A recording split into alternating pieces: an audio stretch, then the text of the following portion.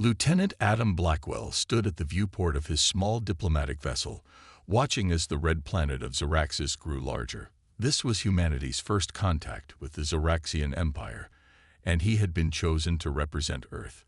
Adam was nervous but proud. At 32 years old, with 10 years in the United Earth Diplomatic Corps, this was the mission of a lifetime. "Preparing for landing, Lieutenant," said the ship's eye. "Zoraxian Control has granted permission to dock at their capital spaceport." Adam straightened his blue uniform and checked his appearance one last time. His short brown hair was neatly combed, and his diplomatic insignia gleamed on his chest. First impressions mattered, especially with a species known for their military might. The ship landed with a gentle thud. Adam took a deep breath and walked to the airlock. The doors opened to reveal a delegation of tall, reptilian beings with scales that shimmered green and gold in the sunlight. Their eyes were yellow with vertical pupils, and they stood nearly 7 feet tall. "Welcome to Zoraxis, human," said the lead Zoraxian. "I am Sub-Commander Thraz. You will follow me to meet High Chancellor Vexthor." Adam bowed slightly. "Thank you for your welcome. I am Lieutenant Adam Blackwell of Earth. I bring greetings and hopes for friendship between our worlds." The Zoraxians did not return the gesture. They simply turned and walked toward a large building made of red stone and black metal. Adam followed, noting how the Zoraxian citizens stopped to stare at him as they passed. None seemed friendly. The palace of High Chancellor Vexthor was impressive. Tall spires reached toward the orange sky, and armed guards stood at every entrance. Adam was led to a grand hall where dozens of Zoraxian officials waited. At the center sat High Chancellor Vexthor on a throne made of what looked like bones. "So this is what a human looks like," said Vexthor, his voice deep and cold. "Smaller than I expected." Adam stepped forward and bowed more deeply this time. "High Chancellor, I bring peaceful greetings from Earth. We hope to establish—" "Yes, yes," interrupted Vexthor. "Your message was clear. Earth wishes to trade and share knowledge. But what can your kind offer the Zoraxian Empire? We have conquered 12 systems. Our technology is advanced. Our military is feared across this sector of the galaxy. Earth believes in mutual benefit." Adam replied carefully. "We have unique technologies and resources that might interest you, and we seek to learn from your civilization as well." The formal talks continued for hours. Adam presented Earth's proposal for trade and cultural exchange. The Zoraxians seemed unimpressed, but not hostile. Then came the ceremonial meal. Adam was given a cup of Zoraxian wine.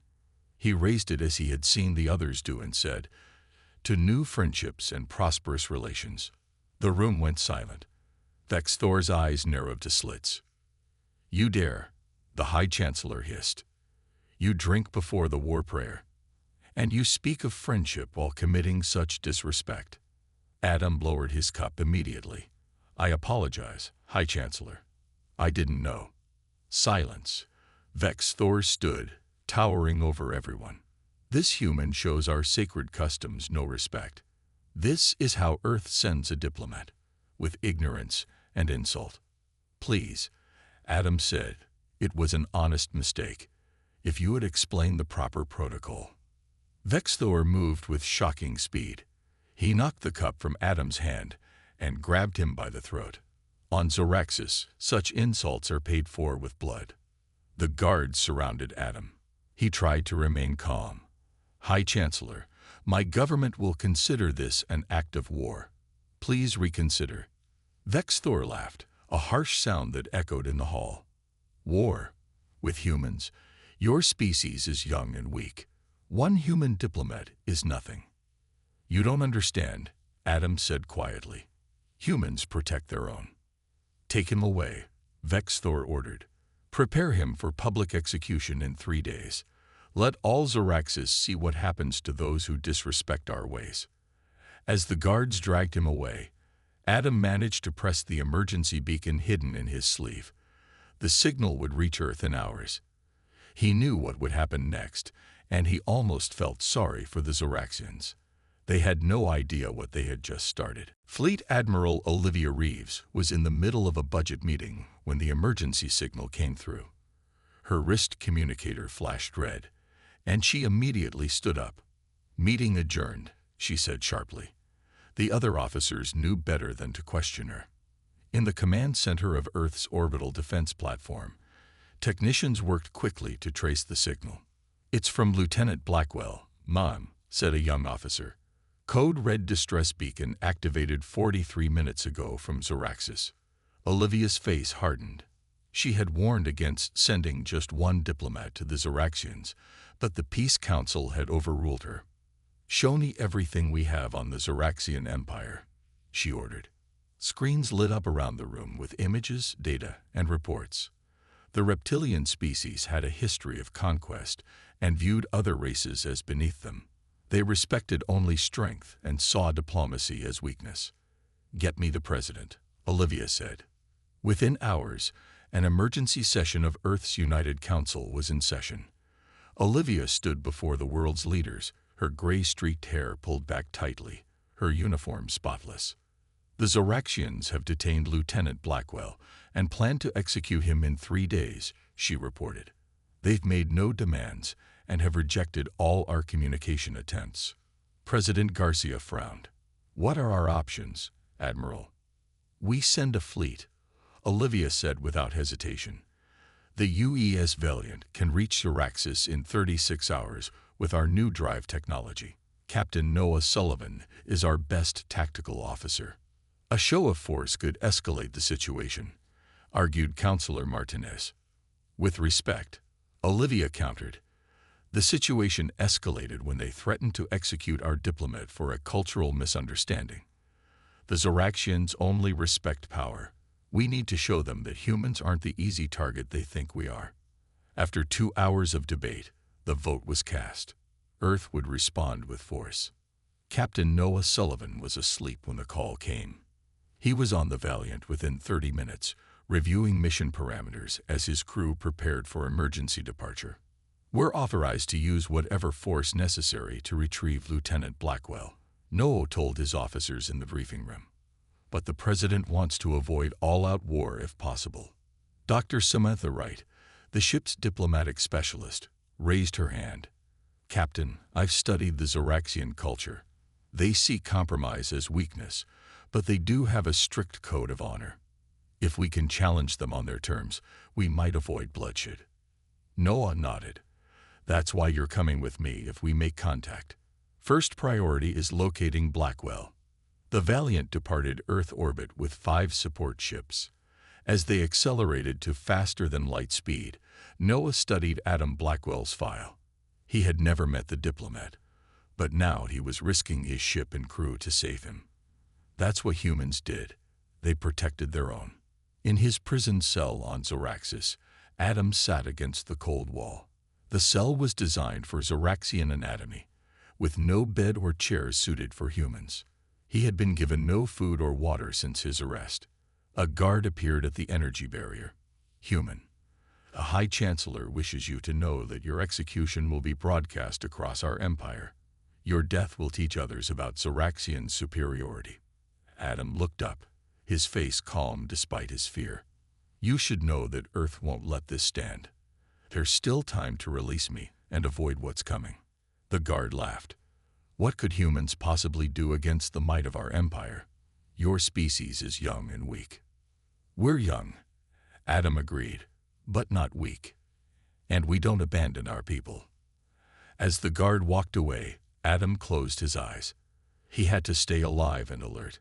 Earth would be coming for him. He just needed to survive until then.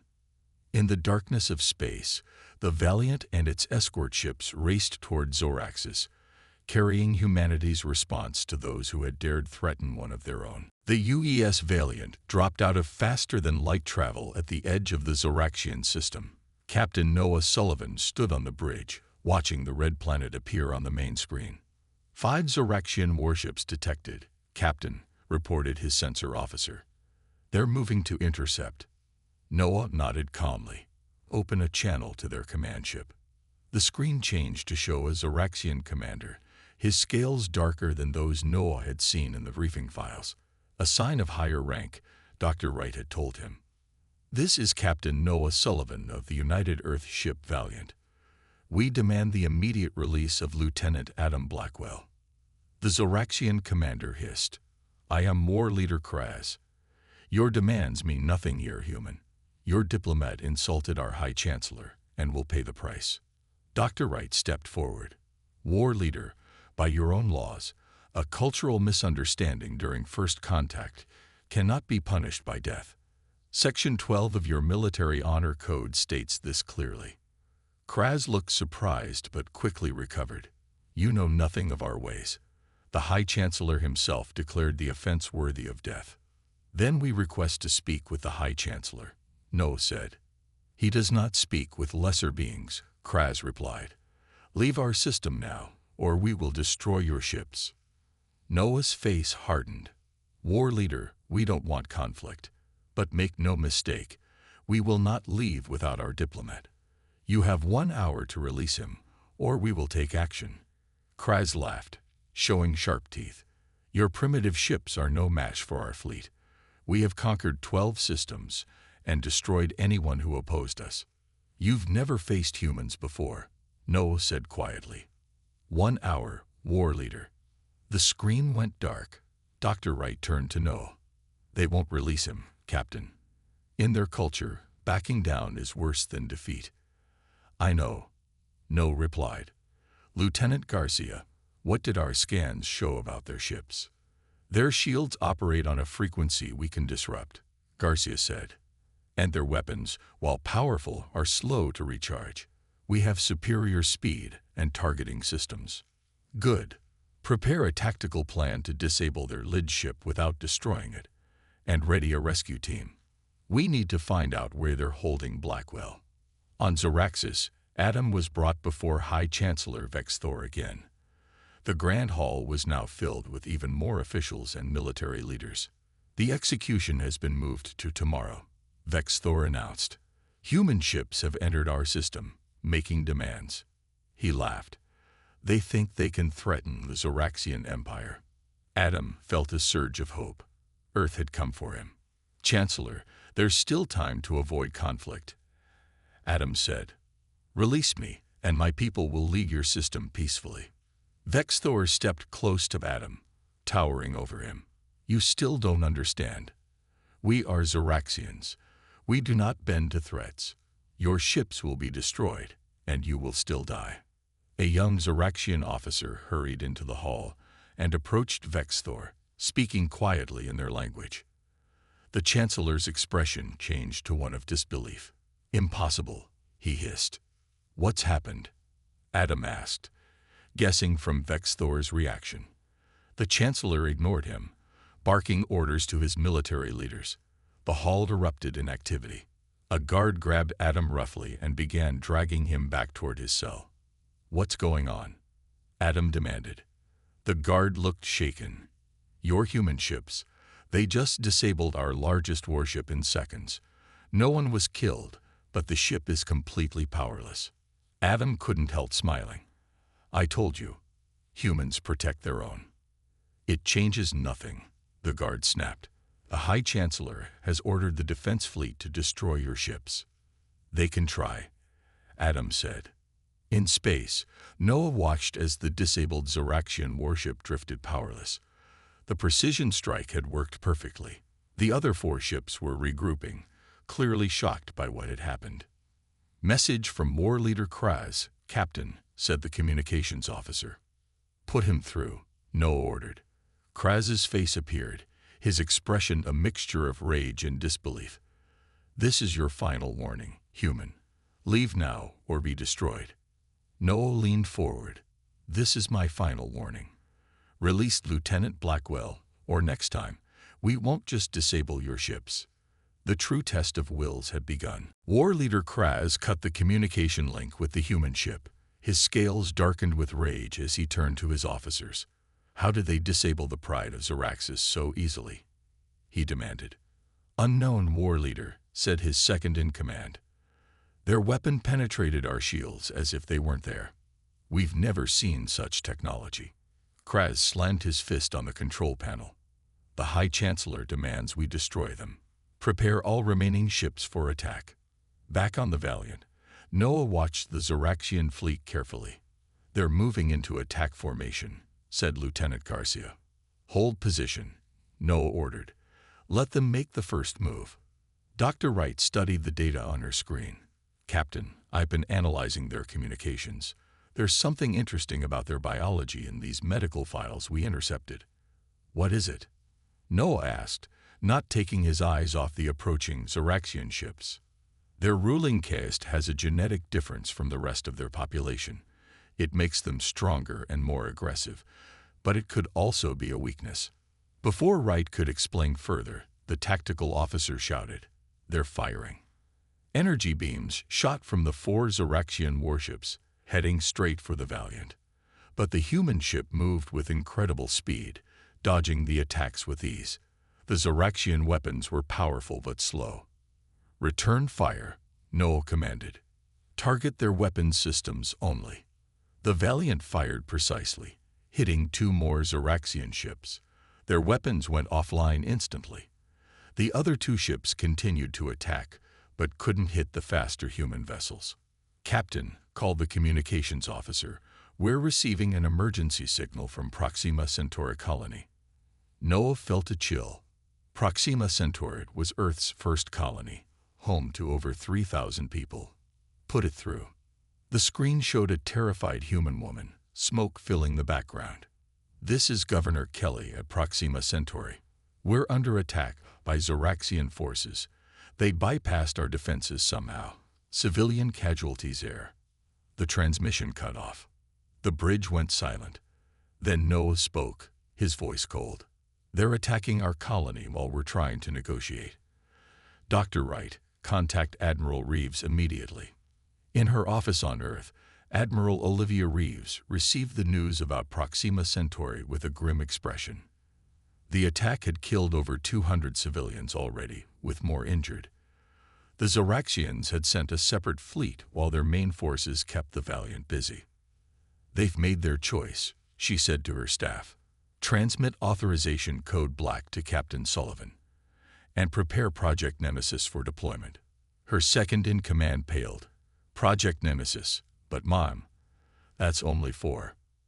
I know what it's for, Olivia interrupted. They attack civilian targets without warning. They're executing our diplomat. This ends now. On the prison planet, Adam had been moved to a different cell. This one had other prisoners, all Zoraxians. One of them, smaller than the others with lighter-colored scales, watched Adam with interest. You are the human they plan to execute, the Zoraxian asked in accented English. Adam nodded. And you are? I am Crit, former science advisor, now prisoner for speaking against the High Chancellor's wars of expansion. Why would they put you in here with me? Adam asked. Crit's mouth formed what might have been a smile. Because tomorrow, we both die. I am from the lower caste. My execution will not be broadcast like yours, but it will happen just the same. Adam studied his new cellmate carefully. You don't seem afraid. I have been expecting death since I spoke out, Crit said. But I am curious. Your people came for you, just a single diplomat. Why? Because that's what humans do, Adam replied. We don't abandon our people, no matter what. Crit seemed to consider this. The ruling caste would never risk themselves for a lower caste like me. Perhaps your species has something to teach mine. Before Adam could respond, an alarm began to sound throughout the prison. Guards ran past their cell, shouting orders. What's happening? Adam asked. Crit listened to the guard's words, his eyes widening. Your ships have disabled half our fleet without destroying a single vessel. He looked at Adam with new respect. Perhaps the High Chancellor has made a mistake in threatening your kind. It's not too late to fix it, Adam said, but I'm afraid time is running out. Adam looked around the prison cell, searching for any weakness in its design. The alarms had stopped, but the guards were still in a state of panic. This might be his only chance to escape. Crit, he whispered, Do you know the layout of this prison? The Zoraxian nodded. I helped design the security systems before I spoke out against the High Chancellor. Then you know how to get past them. Crit's eyes narrowed. Are you suggesting escape? It would mean death if we fail. We're already scheduled for death. Adam pointed out. I'd rather die trying to get free. After a moment, Crit nodded. There is a flaw in the cell barrier. The energy field weakens for exactly 2 seconds when the guards change shifts. It happens every 4 hours. Adam checked the small timekeeper hidden in the heel of his boot. The guards hadn't found it during their search. When is the next shift change? In 20 minutes, Crit said. But even if we get out of this cell, the prison is full of guards. We would need a distraction. Adam smiled. I think I can manage that. He pulled up his sleeve to reveal a small device embedded in his skin, standard issue for diplomats in high-risk areas. It can create a small electromagnetic pulse, not enough to hurt anyone, but enough to mess with their systems. Crit looked impressed. Your people prepare well. We try to think ahead, Adam said. They spent the next 15 minutes planning their escape. Crit explained that they would need to reach the communication center if they wanted to contact the human ships. When the time came, Adam activated the device in his arm. The lights flickered, and somewhere in the distance, an explosion sounded. It was bigger than Adam had expected. What happened? He asked. Your device must have interacted with our power systems, Crit explained. It created a cascade failure. As predicted, the energy barrier of their cell weakened. Adam and Crit slipped through quickly, finding themselves in an empty corridor. This way, Crit whispered, leading Adam through the maze-like prison. They moved quietly, hiding whenever guards ran past. The prison was in chaos. Alarms blared again, and through the windows, Adam could see fires burning in another section of the building. The lower levels hold political prisoners like me, Crit explained as they moved.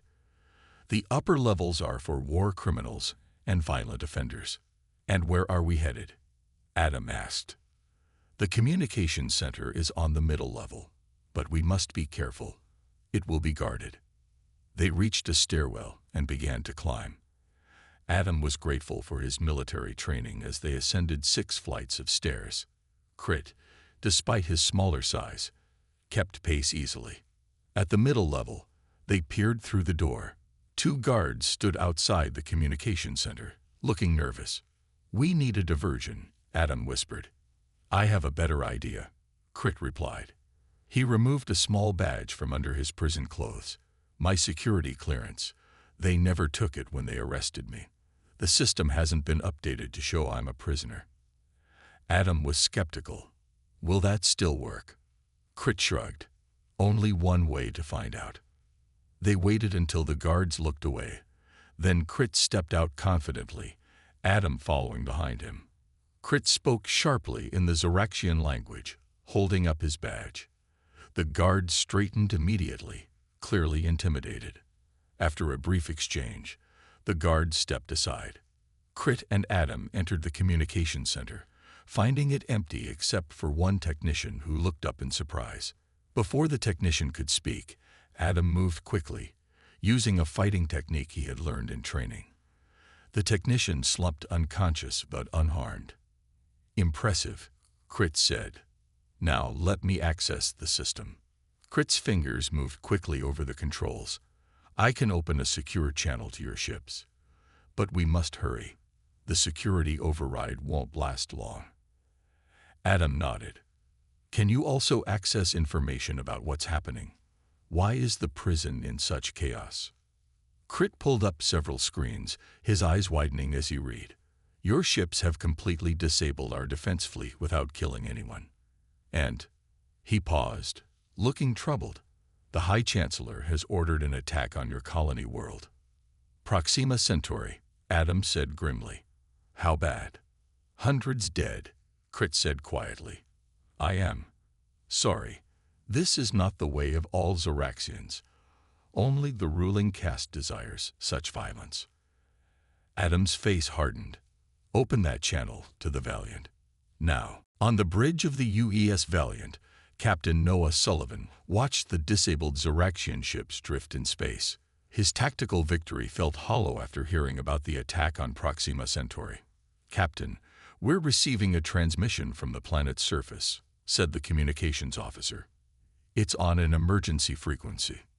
Noah straightened. "Put it through." The screen flickered, then showed Adam Blackwell's face. He looked thin and tired, but very much alive. "Lieutenant Blackwell reporting, Captain," Adam said with a small smile. "I've made a friend down here who helped me escape." The bridge crew broke into cheers. Noah raised a hand for quiet. "Good to see you alive, Lieutenant. What's your situation?" "I'm in the prison's communications center with Crit, a Zoraxian scientist who was imprisoned for opposing the High Chancellor. We don't have much time before they discover us." Crit moved into view beside Adam. "Captain Sullivan, I must tell you something important. Our ruling caste is using this conflict to strengthen their power. Most Zoraxians do not support this war." Dr. Wright stepped forward. "This confirms my analysis, Captain.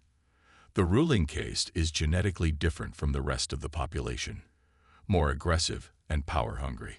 "Can you get to an extraction point, Lieutenant?" Noah asked. Adam shook his head. "The prison is on high alert, but Crit has access to information about Project Nemesis." Noah exchanged a surprised look with Dr. Wright. "How do you know about that?" Crit answered, "Your communication with Earth was intercepted. I know that Admiral Reeves has authorized this project. If it is what I think it is, I beg you to reconsider.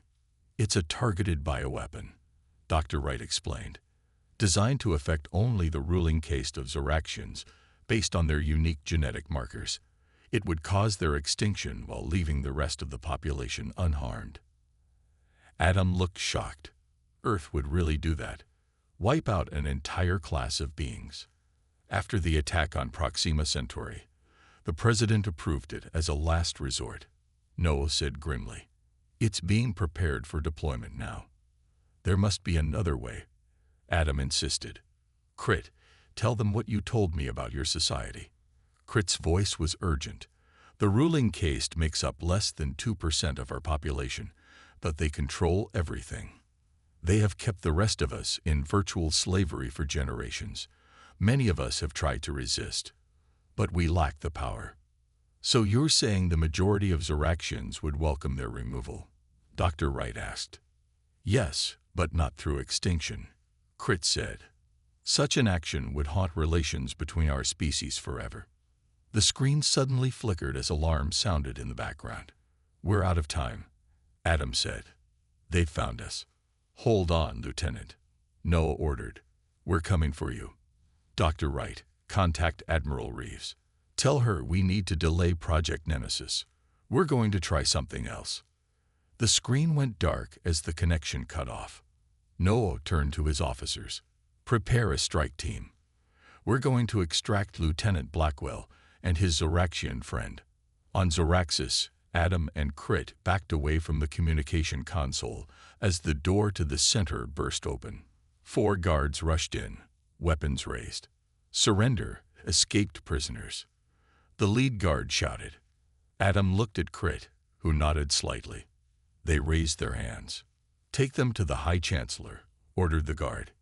"He wants to speak with the human before the execution." As they were marched out of the communication center, Adam whispered to Crit, "This might actually work in our favor. If we can speak directly to Vexthor, maybe we can convince him to end this before it's too late." "The High Chancellor does not listen to reason," Crit replied quietly.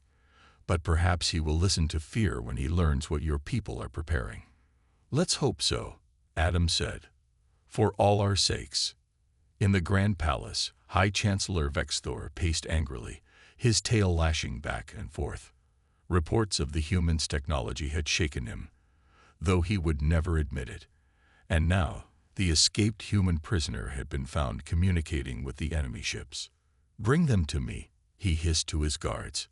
It is time to show this human the true power of the Zoraxian Empire. Adam and Crit were brought before High Chancellor Vexthor in the Grand Hall. The room was filled with members of the ruling caste, their dark green scales gleaming in the red light of Zoraxis' sun streaming through tall windows.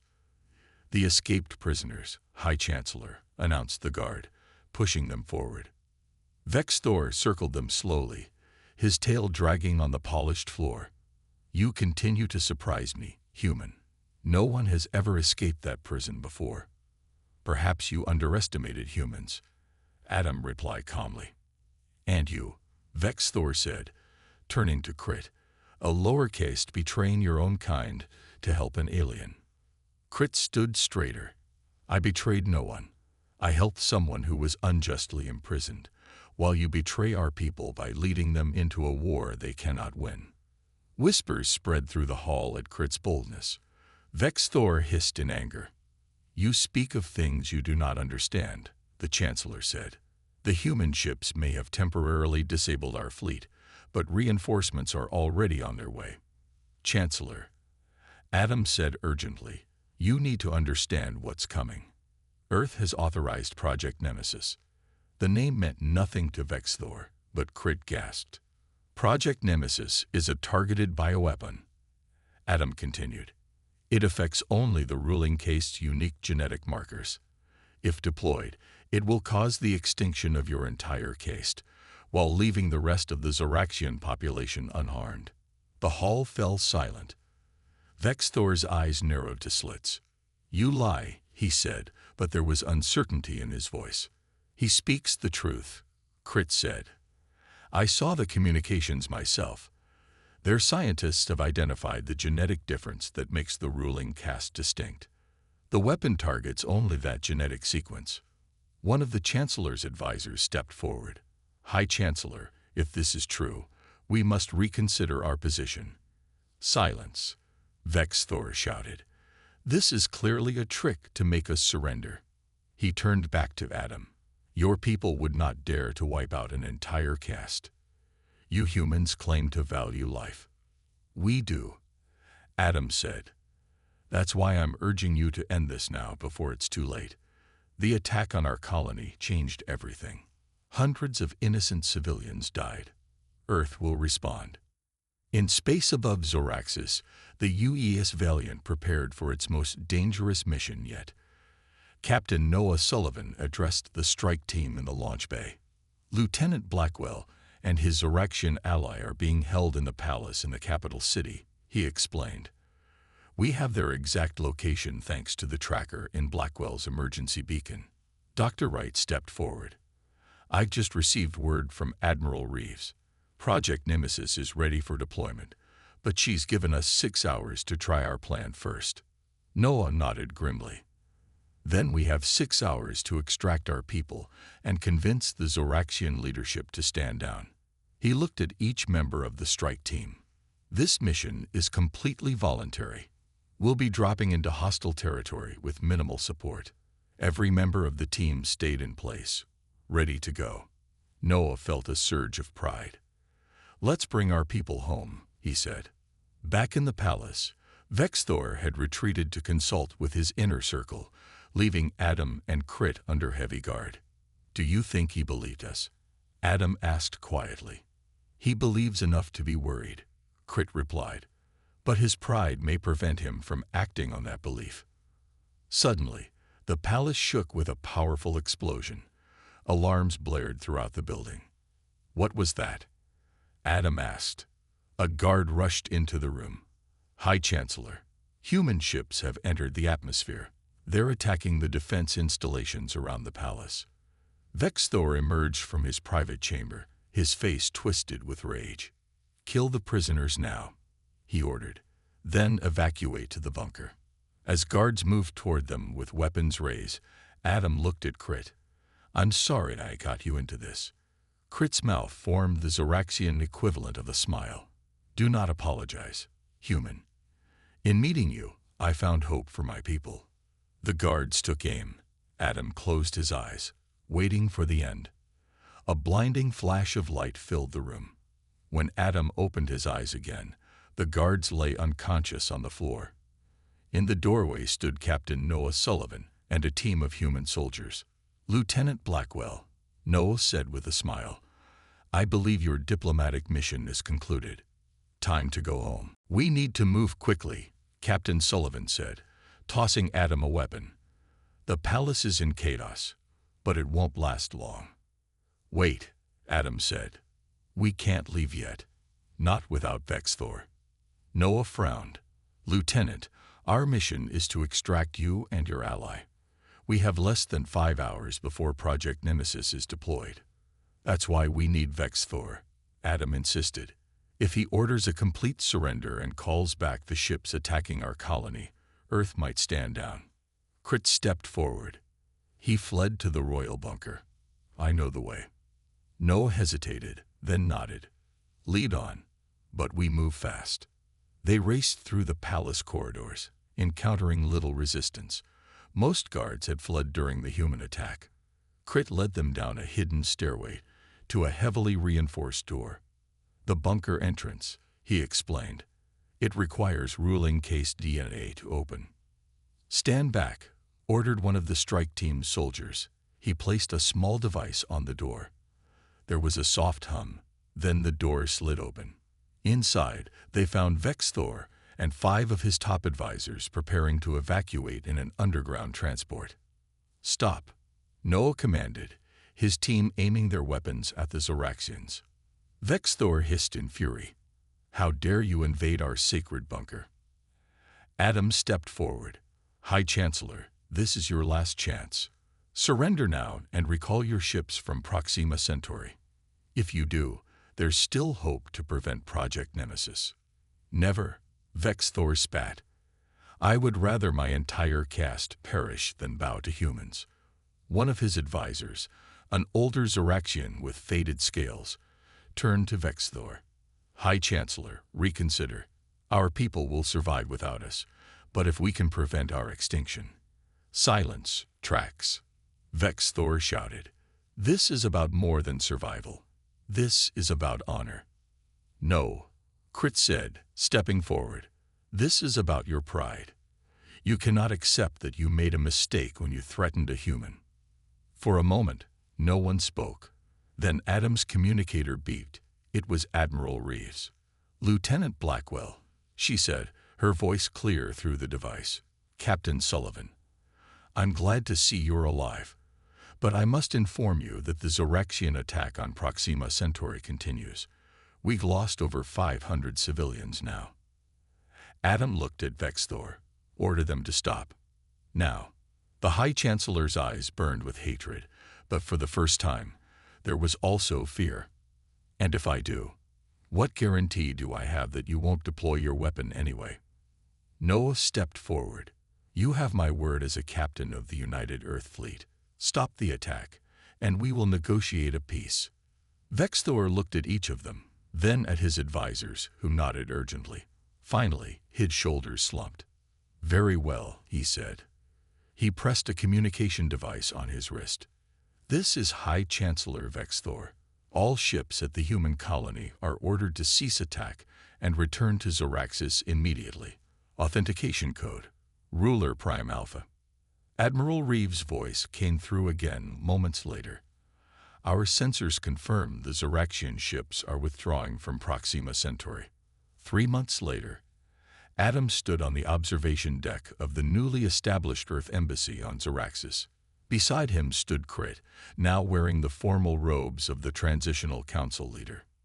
"The new government elections are next month," Crit said. "For the first time, all castes will vote." Adam smiled. "Earth is pleased with the progress. The trade agreements are benefiting both our worlds." "And what of Project Nemesis?" Crit asked quietly. "Dismantled," Adam assured him. Admiral Reeves personally oversaw its destruction once the peace treaty was signed. They looked out at the capital city, where humans and Zoraxians now walked together through the streets. In the distance, the palace where Vexthor had once ruled stood as a museum, a reminder of how close their species had come to conflict. "You know," Adam said thoughtfully, In an odd way, we owe Vex Thor thanks. His threat against one human diplomat led to the liberation of your entire species. Crit made the Zoraxian gesture of agreement. Sometimes the greatest changes come from the smallest beginnings, but I think the lesson my people learned is most important. What lesson is that? Adam asked, though he already knew the answer. Crit looked at him, his eyes reflecting the red sunlight. Never threaten a human. Your species protects its own, even if it means facing extinction to do so. Adam nodded. Let's hope neither of our species has to learn such a lesson again. Together, they watched as the sun set on a new era of peace between their worlds.